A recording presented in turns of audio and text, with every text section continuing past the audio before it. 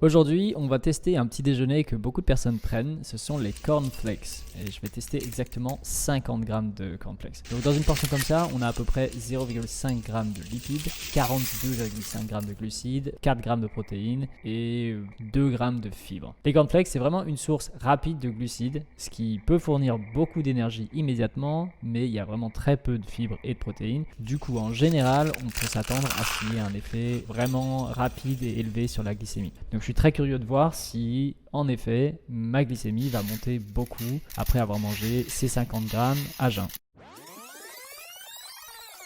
Ok, donc ça fait maintenant à peu près 2 heures que j'ai mangé mon bol de céréales cornflakes dès le matin. Si vous pouvez vous abonner, mettre un like et me laisser un petit commentaire pour me dire ce que vous voulez que je teste la prochaine fois, ce serait super. Merci beaucoup. Au fait, j'ai vu qu'il y avait pas mal de gens dans les commentaires qui demandent quelle appli j'utilise pour analyser mes repas. Celle que j'utilise s'appelle Sugar AI. Donc c'est vachement simple, tu prends en photo ton plat et ça te donne le détail nutritionnel, les calories, les sucres, les macros, tout ça. Donc, c'est pas toujours 100% parfait, mais honnêtement, je trouve que c'est très important de garder un historique de tout ce qu'on mange et de savoir en détail ce qu'on mange. Du coup, moi, je trouve ça très utile. Donc là, on voit que en effet, ma glycémie a fortement augmenté. Ça, c'est un pic d'à peu près 60, 70, 75 même milligrammes par décilitre. C'est beaucoup. Donc les cornflakes, c'est vraiment typique des céréales raffinées qui sont riches en glucides et assez faibles en fibres. Du coup, ça va vraiment faire un pic de glucose. Donc mon conseil personnel, c'est mélanger ça avec au moins des gras, peut-être avec des yaourts,